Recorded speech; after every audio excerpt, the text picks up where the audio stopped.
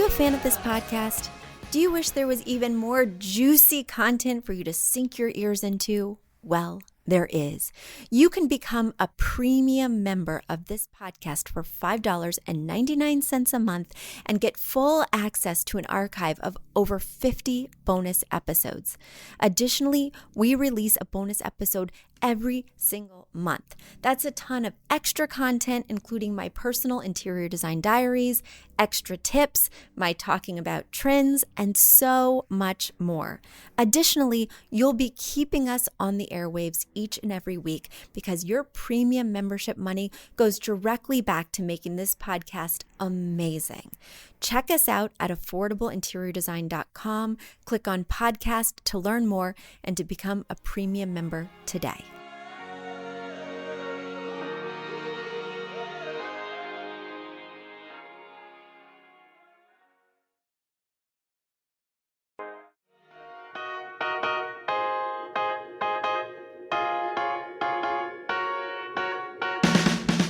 You don't need a high-end designer or a lot of money to get a luxe look.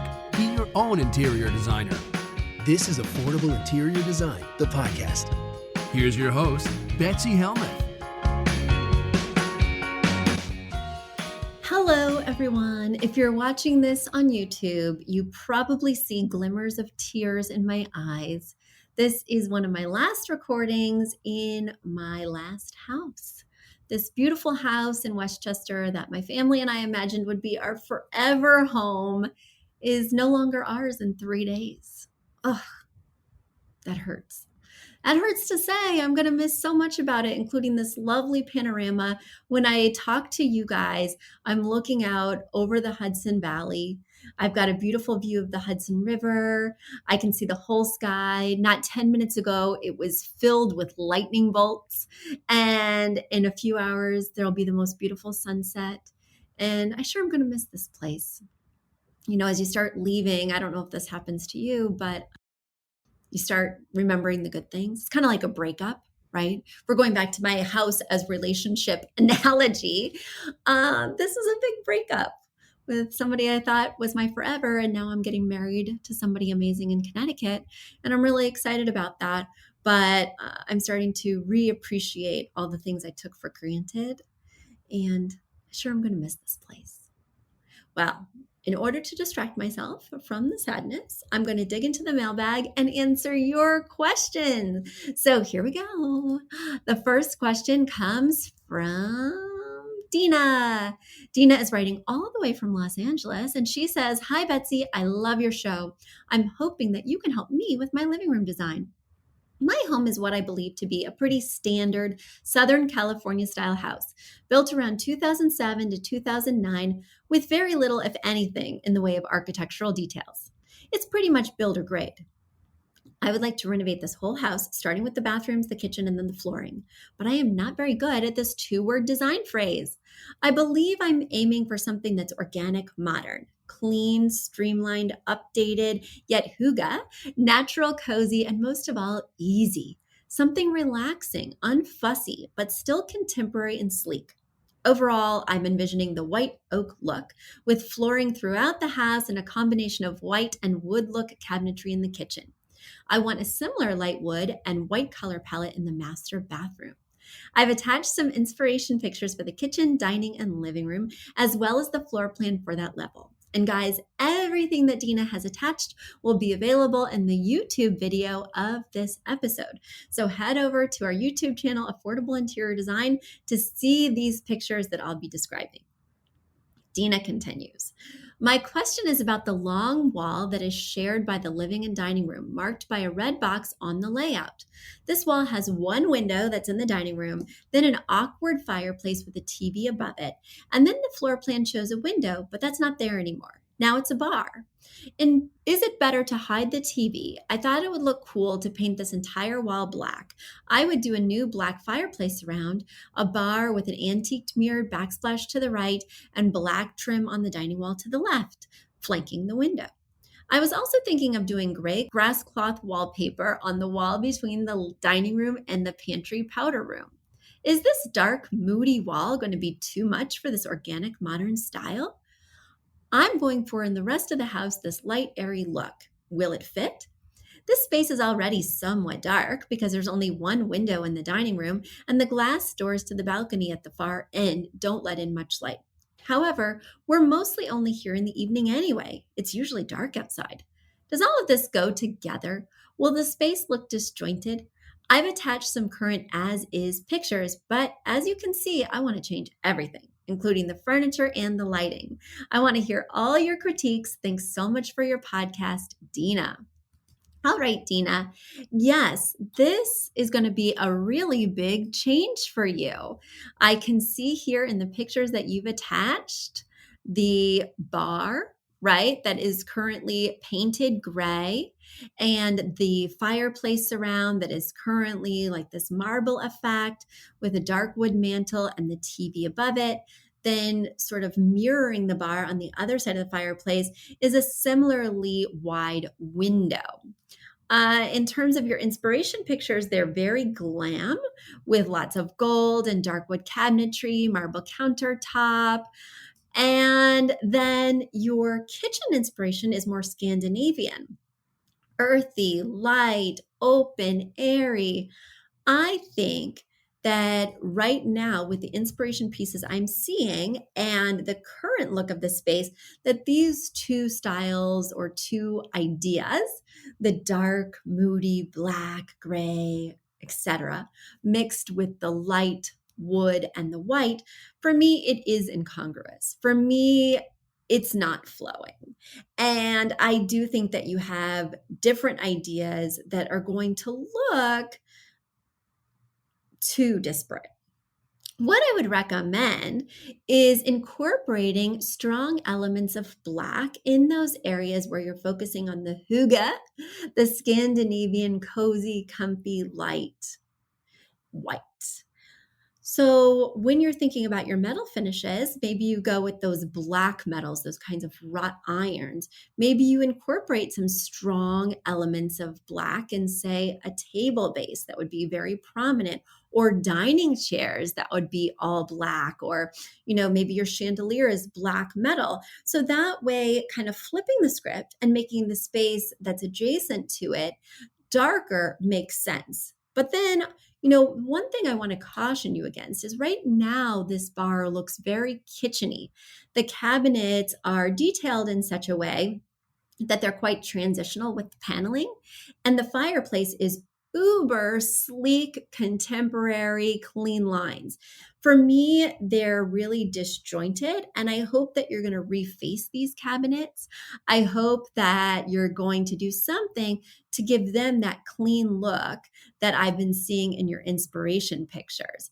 Because I do feel like as we're panning through your pictures and going into that dining space, that you're continuing that contemporary look, and the transitional vibe that's coming from the bar is just not working for me.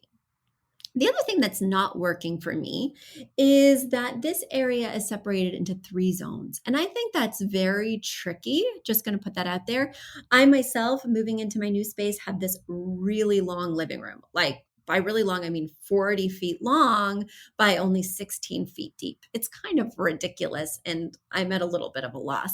And organically, it's broken into 3. And I feel like your space is organically broken into 3 too. You have this dining area, and then as you continue into the room from the kitchen, you start to approach the living area. Oh gosh, you hear that thunder? And then as you go down closer to the sliding door, there's another zone that's just not being used at all. I don't see any furniture over there. I see a lot of just blank hardwood, whereas the other central zone was defined by a rug. So I'm concerned that basically a third of the room is being completely ignored and abandoned. You've got 2 light and bright spots on either end, the light and bright spot from the sliders and all the beautiful windows around the staircase.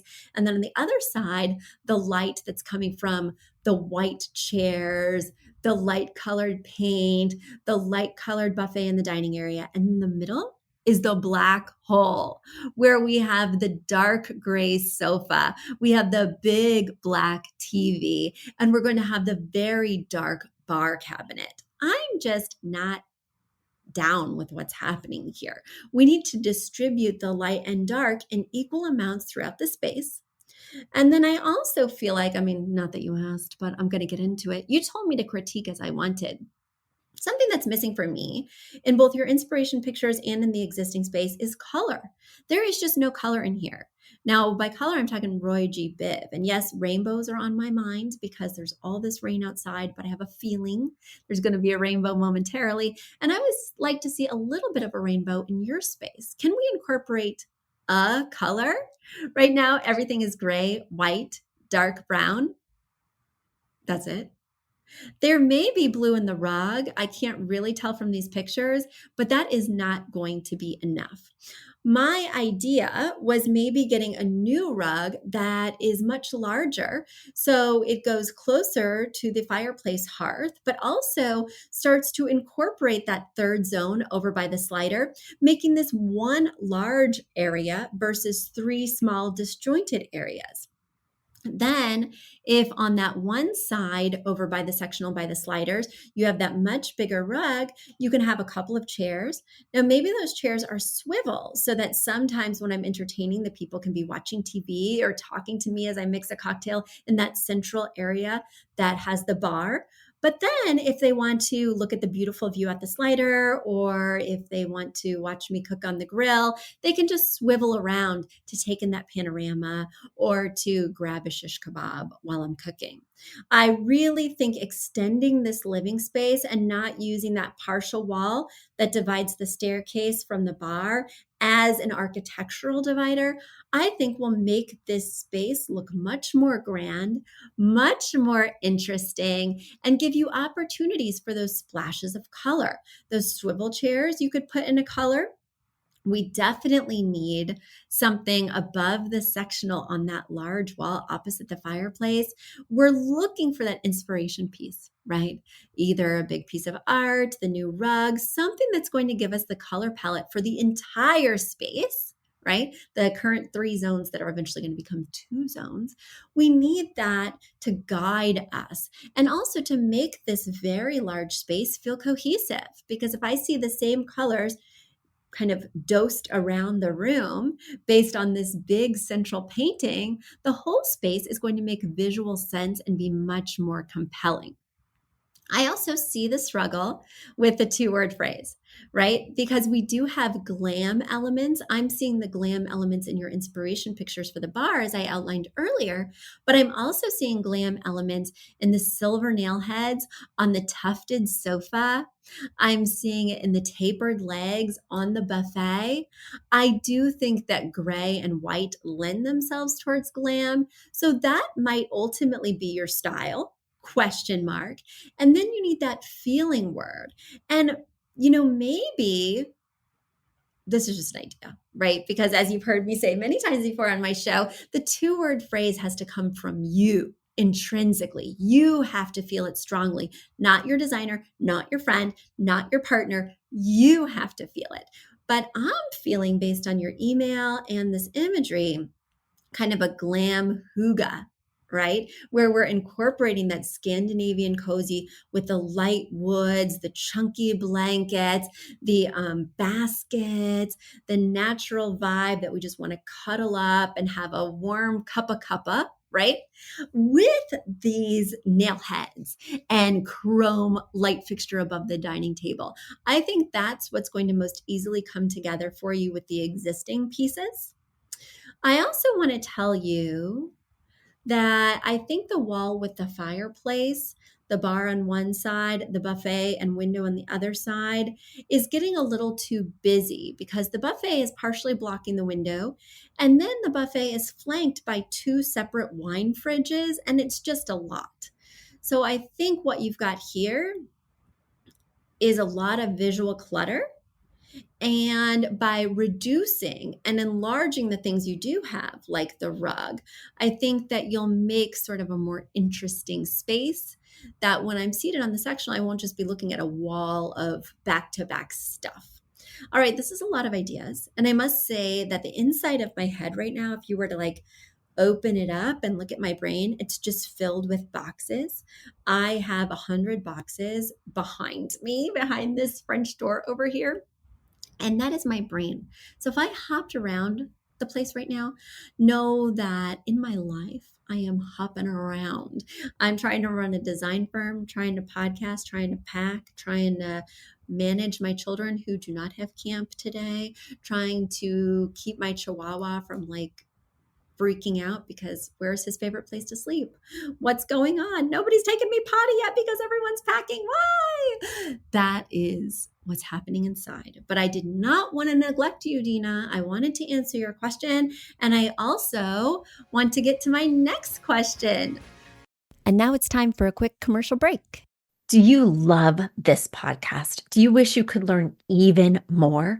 Well, we have an online class bundle. Our online class bundle is comprised of 3 online classes: beautifying your home for less, styling your home, and the fundamentals of feng shui. Each one of those 3 classes is between 30 and 45 minutes long and chock filled with visuals and tips, things that will help you to style your own space or help out with other spaces. Additionally, with the pack of 3 classes, you get an autographed copy of my book, Affordable Interior Design. You get all of that for only $99.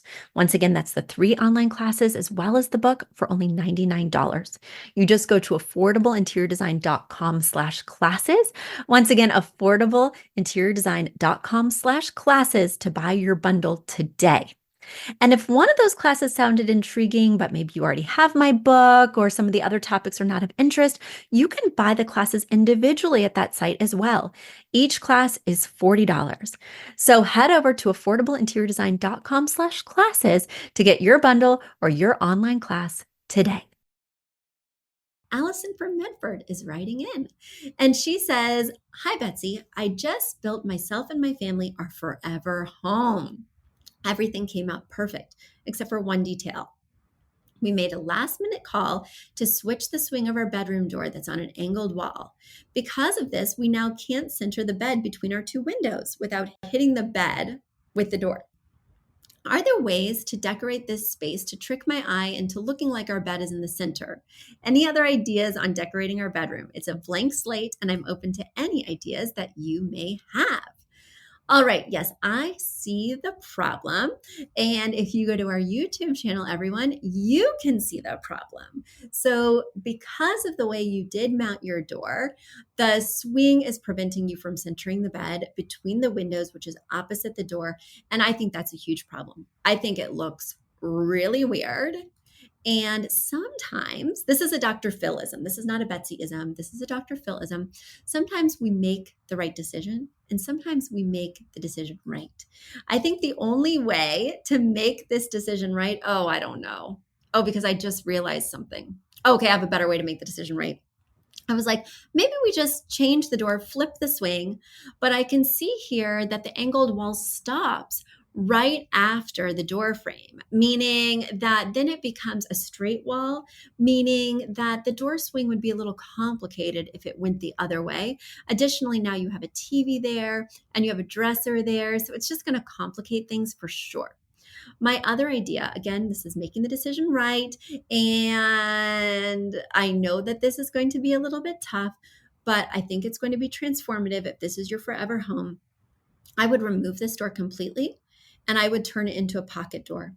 You're saying, Betsy, that's going to involve more construction, but I did read earlier in your form, Allison, you wrote, I'm primarily a general contractor, but also get involved whenever I can. General contractor Allison, you can do this. You and your team can do this, and it's going to change your life. You made a bad decision. Now we have to fix it. If this door can't swing out into the hallway, which is typically not ideal, then we need to make this a pocket door. And that angled wall looks like it has enough space inside it to accommodate a pocket door. And that will fix everything. Additionally, it'll give you another wall opposite the bed where you can have some beautiful artwork. You can center this bed. I've solved all your problems. Allison, if only my problems were this easy to solve. This moving is just really tough. And then I have 3.5 weeks of no space with my family and my dog. So we're just going to be wandering around like vagabonds, trying to find a spot that will accommodate a dog, not be too hot, have fun, family-friendly activities for my kids. I mean, it was hard to think this one through because I also can't be far from home base, because I have a lot of clients that I have to see and help and, go to their house and ideally not have my dog in a carrier in the corner. So trying to make it all work. We've all got problems, but Allison, I wish all my problems could be solved with one pocket door. All right, everyone. I hope you're having a fabulous summer. I hope that your problems can be solved with pocket doors or something even easier. How about just a margarita by the pool? Thank you so much for joining me, and I will talk to you next time. Bye.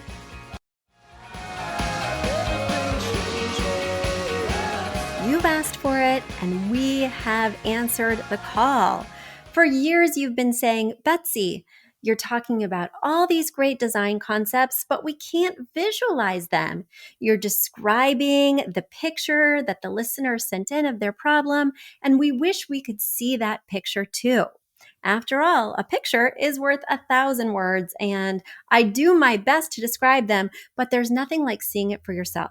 And that's why Affordable Interior Design, the podcast, now has a YouTube channel. Not only do we have a YouTube channel where you could see recordings and clips of these podcast episodes, we also have an Instagram, a Facebook, and so many other exciting things. You should check it out. Head over to affordableinteriordesign.com/links. Once again, affordableinteriordesign.com/LINKS. links. And when you go there, you will see links to our YouTube page, our Instagram page, our Facebook page, and more. Please check it out, follow and subscribe so you can see everything I'm talking about.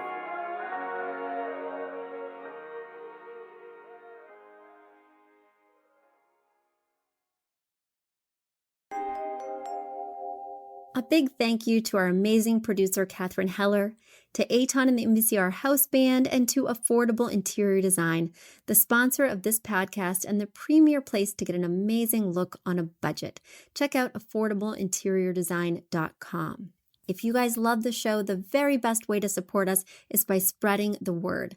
Tell your friends or write us an awesome review on iTunes. So until next week, guys, thanks so much for joining us, and I'll talk to you soon. Bye.